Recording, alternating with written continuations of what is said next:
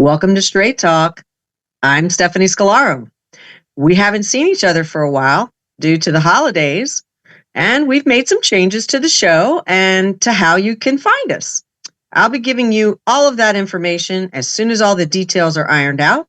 But for now, you can continue to find us on all the social media accounts for Straight Talk on Instagram, Twitter, TikTok, and I'll post all of that information on my personal social media so you can easily find us. So, all that said, I hope you all had an amazing Christmas and New Year's.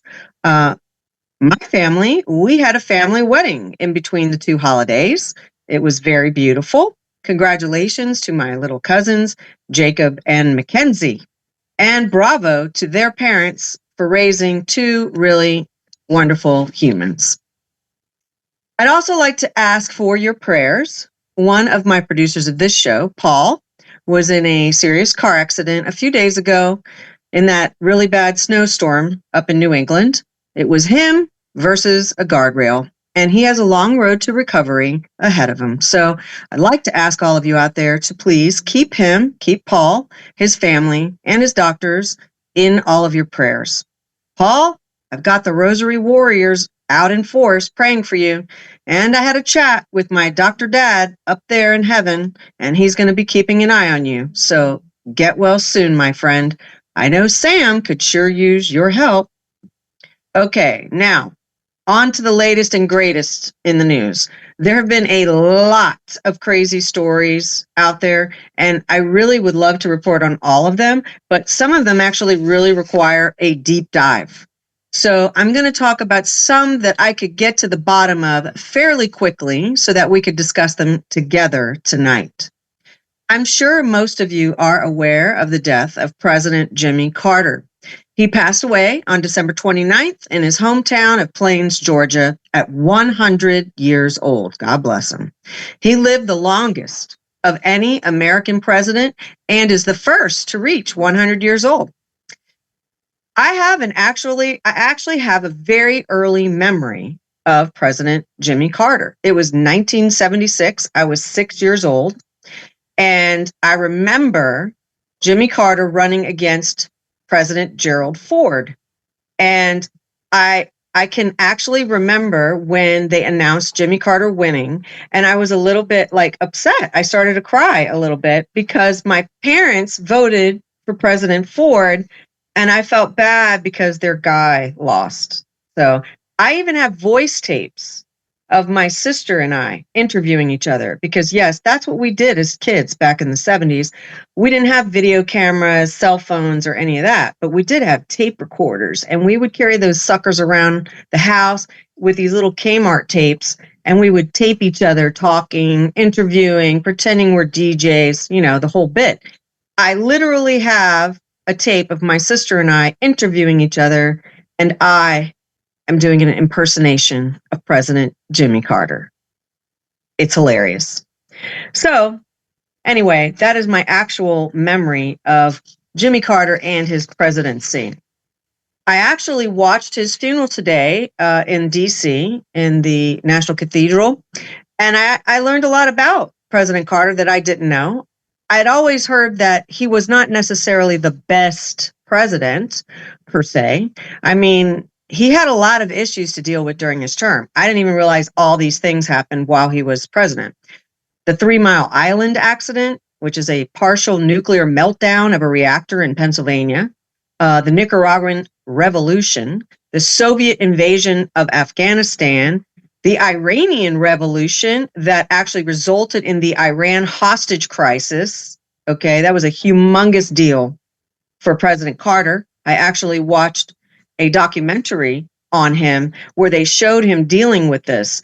To the very last literal minute of his presidency, he tried to get those people out. I think it was a huge disappointment to him. He was very, very upset that he couldn't get them out. The 1979 oil crisis, I can actually remember being in line in the car with my parents trying to get gas at the local gas stations. I mean, that's just a few of the major things that happened during President Carter's presidency. What I didn't know, I did not know that he served in the Navy. I knew that he was a peanut farmer, but I didn't know he had military background. Not only did he serve in the Navy, he served from 1946 to 1953. He was also in the reserves from 53 to 61. But he was a nuclear engineer on one of the very first nuclear submarines during World War II. Can you imagine that? World War II, first nuclear submarine. You're 100 miles under the water. I don't know how many, 100 feet. I don't know how they do it. But I mean, you're under the ocean, miles, and in this submarine that they just started building, really. They didn't have a lot of experience with submarines, and it's a nuclear sub. I mean, those guys were brave, okay? World War II guys, those guys had to try out all the new stuff, and they just did it. So President Carter had planned to have a career in the Navy, but then his father got pancreatic cancer and passed away, and so he made the decision to sacrifice his life plan of being in the Navy and return to Plains, Georgia to help run the family peanut farm. I have friends that really think that Carter was one of the worst presidents ever because of his energy policies and because of his, quote, friendship with China. But one thing that most people seem to agree on about him, no matter what the politics are, is that Jimmy Carter was a good man and a great humanitarian. He famously stood up for human rights for all people, regardless of color or creed. He received the Nobel Peace Prize for his human rights achievements. He was a devout Christian who supported the Equal Rights Amendment. And he dedicated his post-presidency to working with Habitat for Humanity.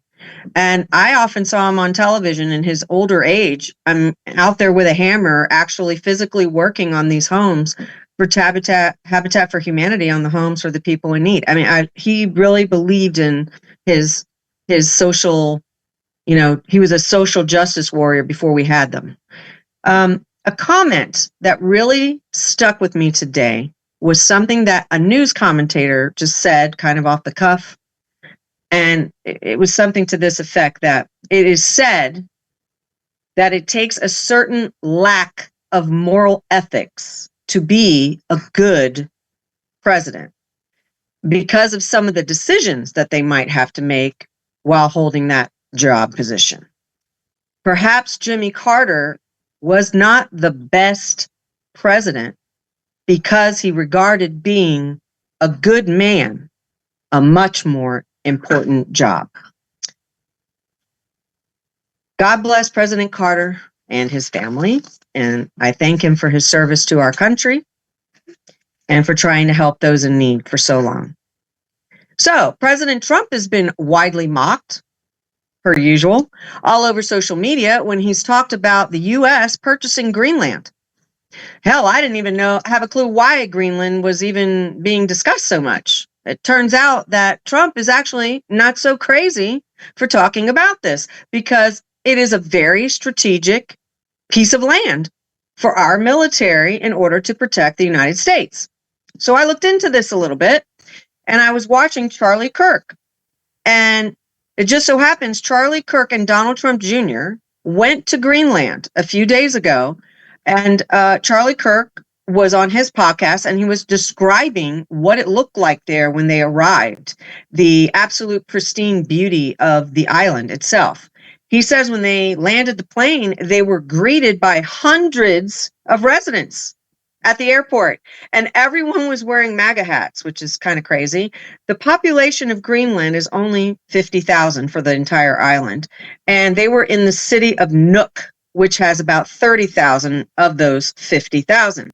He said they went to a restaurant and they were so bombarded with people in the restaurant that they had to put them in a private room so they could kind of bring people in slowly to talk to them one by one.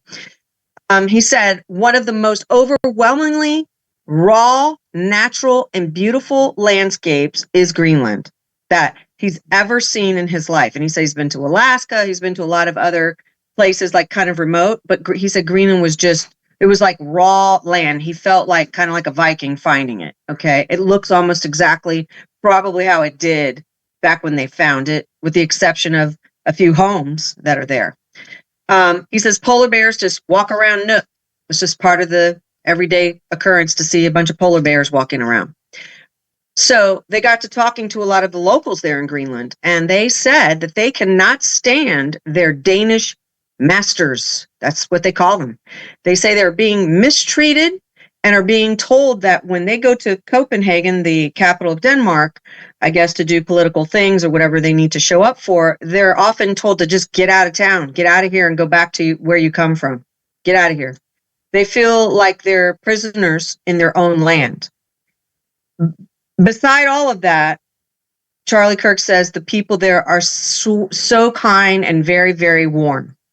Okay, why is Greenland important? We're trying to figure out why it's so important. Well, it is the northernmost land in the Western Hemisphere, and it has critical military importance because it is the shortest route from America to Russia.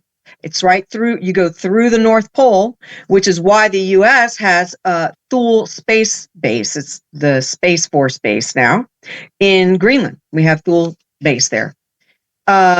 And what does Thule do? Well, they monitor potential missile launches around the world. So extremely important base for us to have. Greenland is also the world's largest island, and apparently it has a ton of natural resources under its ice caps that we've never even, found or tried to find. Charlie Kirk tells a story that a young guy came up to him while they were there, meeting everyone, and he said that he watches his podcast from Greenland and that he and his buddies from the village, when they go out just to, kind of mull around town, they don't have much to do socially. They literally find rubies out on the side of the mountains or whatever, this big as baseballs, he says. So they're finding these massive rubies. Can you imagine what else is there? He told Charlie that the Danish government will not allow the people of Greenland to mine their rubies, gold, lithium, or their natural gas. He also said that it's time for a rebellion against the Danes. This is this kid talking, and that the young people of Greenland are ready for it. They want to reach their wealth potential there. They know they have a lot of potential, and they want to, they want to find it. They want to be successful. They don't want to just live in snow for the rest of their life, doing nothing really. So who can help them do that? Well, there's only a few possibilities. The United States, Russia, or China, right? They're the only major countries that could really help them to develop themselves. So it might as well be us, the United States. Greenland is so strategic that during World War II, the United States occupied it just to keep Germany from taking control of it. So, and after the war, we relinquished the control of it back to Greenland. And Charlie said we should have, as the United States, we should have purchased it or kept it, whatever. Like we purchased Alaska, and that was a strategic purchase. He says that acquiring Greenland would give the United States a new sense of growth and vitality, like we're moving towards new territory.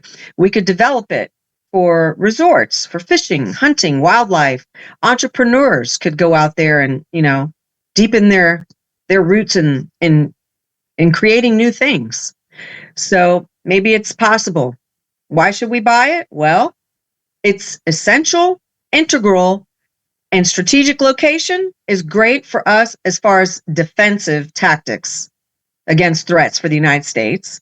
It has key resources that we all could use. It will prevent China's expansion in that area, which is huge.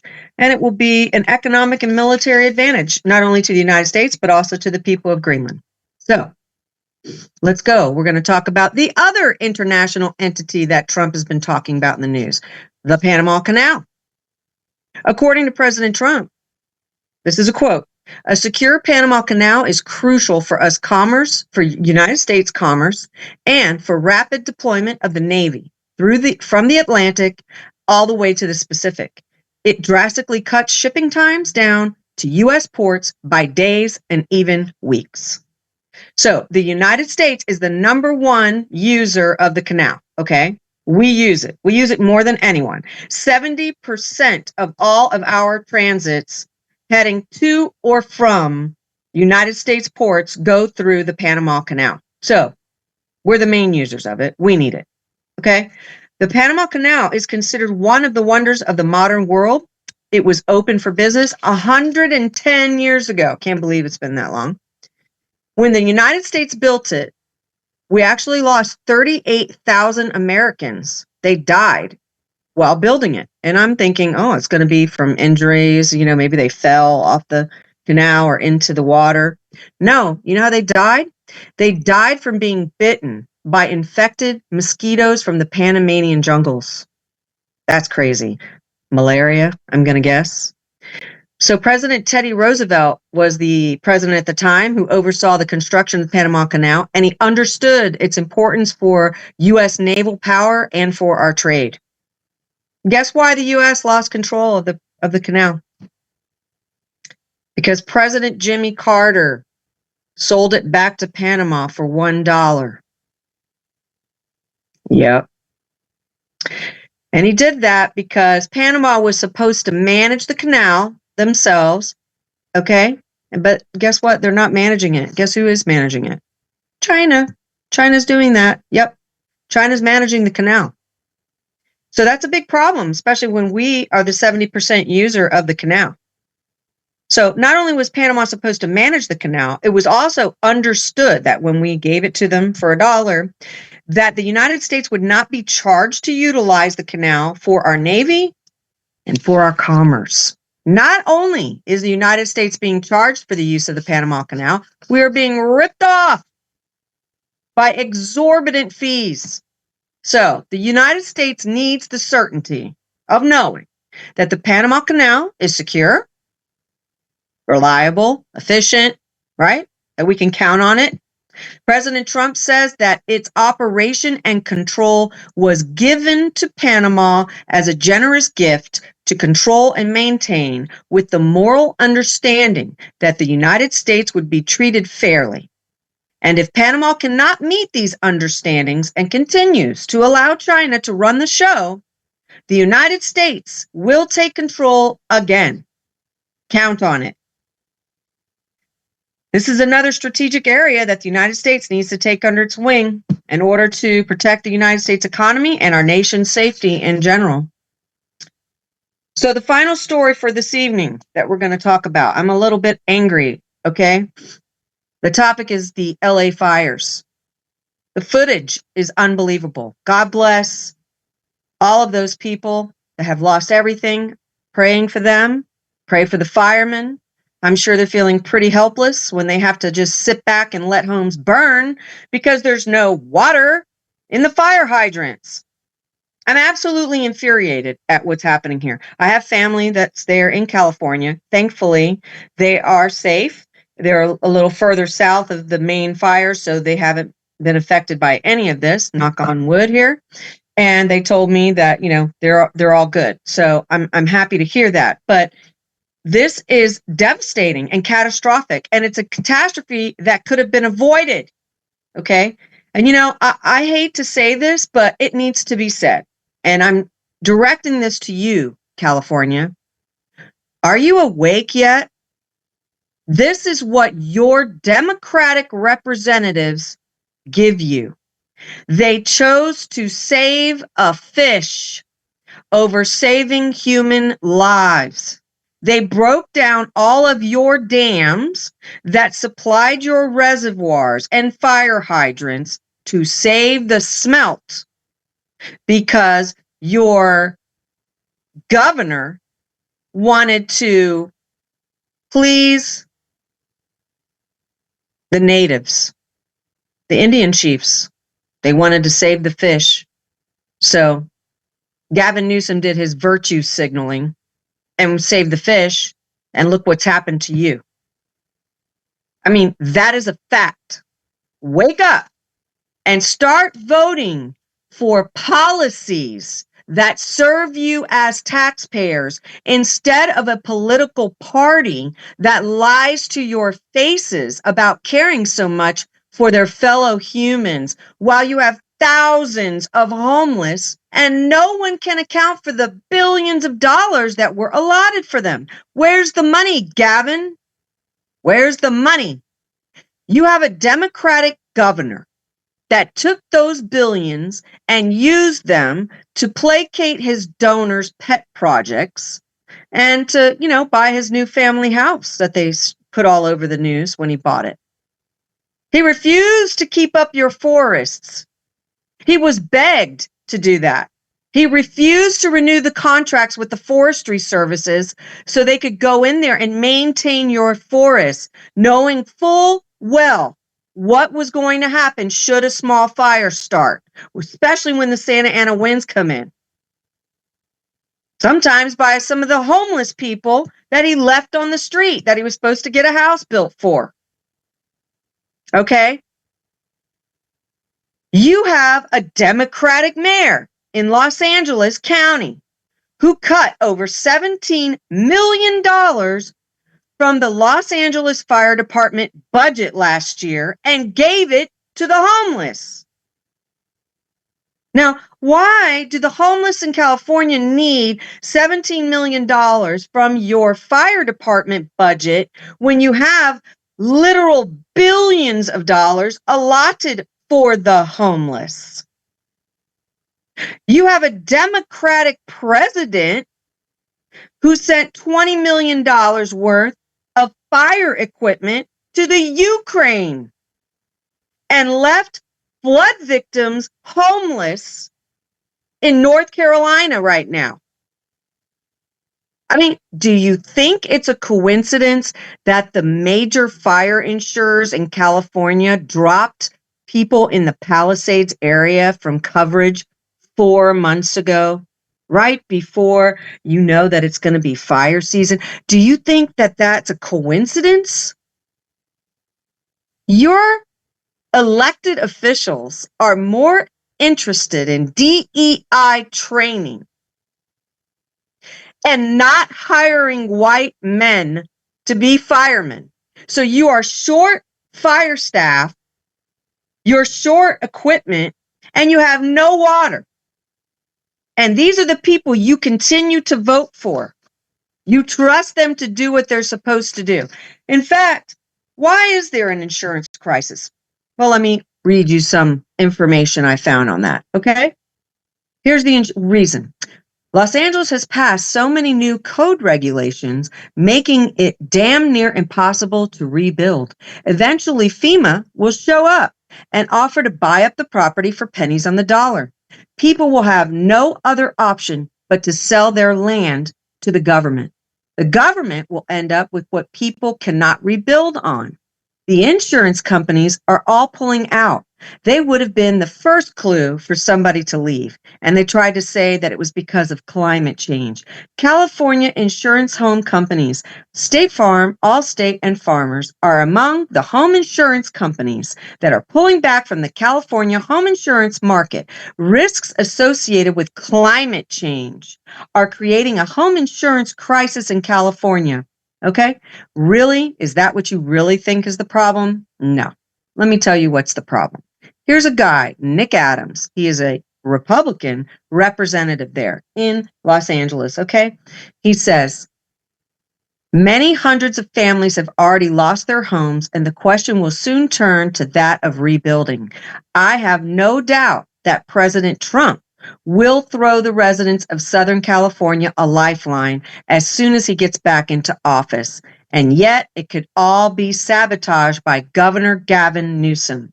While California is the high-tax, high-regulation state, in 1978, Reagan Republicans passed Proposition 13. This law has protected longtime homeowners from unaffordable increases in property taxes. This has prevented controversial Illinois-style property taxes from becoming the norm in California. The Democrats hate it, but longtime homeowners need these protections. However, when a home has to be rebuilt entirely, many homeowners will face the prospect of a property tax reassessment that could make living in rebuilt homes totally unbearable. affordable. The devil is in the details. Today's building codes in California are much stricter than they have ever been. This makes the value of a new construction exponentially higher than that of an older home, irrespective of location. So you could be on the beach or not. This is how California's labyrinth of regulations could price hundreds of families out of the home they already lost.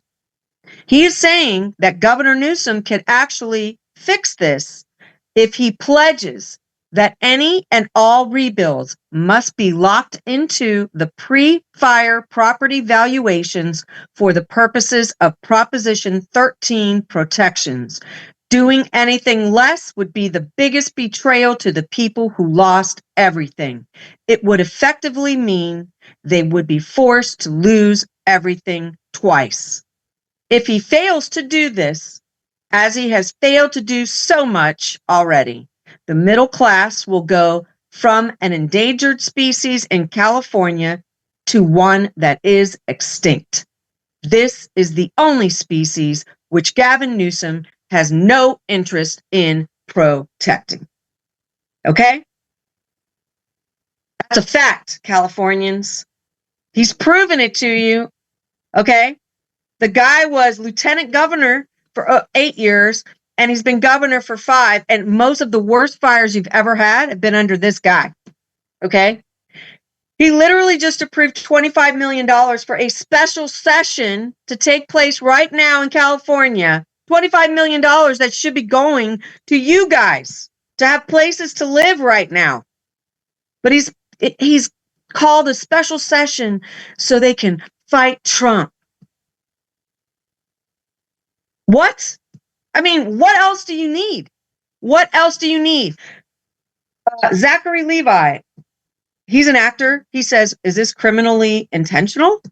I mean, he allows the water to run into the Pacific Ocean and has yet to build a reservoir in Southern California that the taxpayers paid for 10 years ago. And there's not one new water reservoir built in Southern California. 70% of all the fire insurance was just removed from all those people in Southern California just 4 months ago when they knew that it was going to be fire season. Dean Cain, another famous actor that's from California, he said, this is a quote, "This is the perfect storm of mismanagement, bureaucracy, failure of leadership, failure to prepare, insane regulations, dumb policies, and horrendous taxes. 65% of the fire budget was cut so she could give the money to the homeless." And I am going to say this to you. Californians, you need to look into your LA County mayor. She is a communist. Yes, she is. Look into her history. She's a communist. Okay? And so are a lot of the other LA County supervisors. Look into their backgrounds in, I don't know, what do you call it? I don't even know what you call it anymore. You know, like freedom, peace lovers back in the 60s and 70s. Those guys. Yeah. Look into those little freedom fighters back then and look into their backgrounds now. You got a bunch of communist infiltrates in your government there, California. Okay. So what's your common denominator? The common denominator for California, who pays the highest taxes on everything. You have Democratic leaders who have no evacuation plans for fires. Look at us in Florida. We know exactly what to do if a hurricane is projected. And we do it, even if we aren't sure if it's going to be a direct hit to our area or not. You guys need to stand up and speak out. Wake up from dreamland. Wake up from Hollywood land and really see what your leaders think of you as taxpayers. Where's all the money you've allocated for all these things to protect yourselves? Your reservoirs, cleaning up your forestry, helping out your homeless. Okay? Where's the money? Where's all your money? Gavin Newsom, this is on you, sir. You're so caught up in your big money donors and putting on a show for the cameras and on your political career and your future that you're willing to literally steal tax dollars to fund things your celebrity donors are into rather than performing your sworn duty to the citizens of your state. Shame on you. You're not going to get away with it again, sir. There's too many people that are now awake. There's too many videos that are out there. Okay? Paradise, California was no accident. Lahaina, that was no accident. And Palisades and all these other fires that have stemmed from Palisades, that's no accident. When you blatantly and intentionally ignored all advice on forestry care and on water allocation. No, sir, this is not an accident. Okay? This was intentional, and the real why is not very far away from being discovered. It'll happen, people. It's going to come out. That's my rant for the day. I hope that more Californians start speaking out and demand answers from their state government. And oh, don't worry, I'm sure President Biden will be sending billions in federal assistance to all of his blue state constituents, unlike North Carolina. It's up to you, California taxpayers, to make sure that those billions go towards helping you and all the other families who have lost everything. You've lost everything because of the decision making of Newsom, your mayors, and your local and state government. So start thinking about your decision making at the ballot box. Thank you for joining me on Straight Talk. I'm Stephanie Scolaro, and I hope to see you here next week so we can discuss all the exciting topics that will be ruling the news, I'm sure, this next week.